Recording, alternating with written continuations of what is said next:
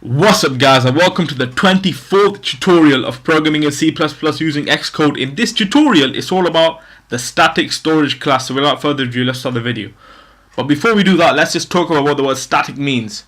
The static storage class has a different meaning with local variables.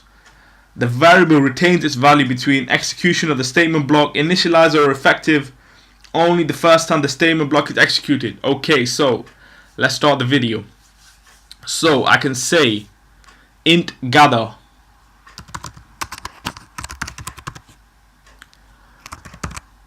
parentheses, close that off, move on to the next line and say int main, get into the main function. Now we can say int gwall equals 0. Now I can say while gwall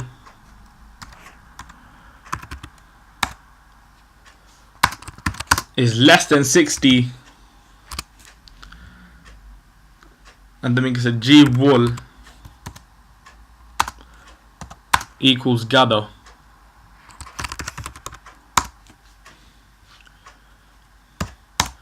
And now we can just print this out. So std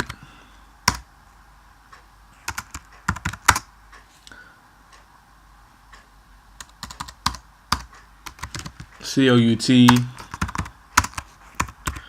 gwall, close that one off too, and move right down to the bottom and say int gather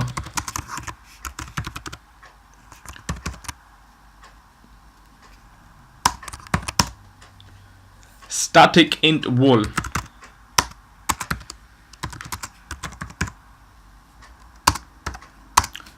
equals 50, close that off too, and say return ++ wall.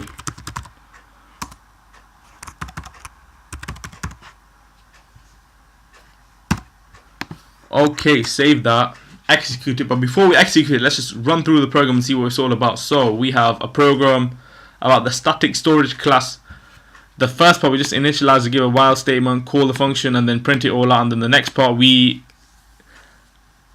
have a static local variable where it says static int wall equals 50 means the variable is initialized only once, and then where it says ++ wall right over the bottom, the variable retains its value for subsequent calls of the function. So let's execute this and see what we get. Hopefully we should get 51 all the way to 60.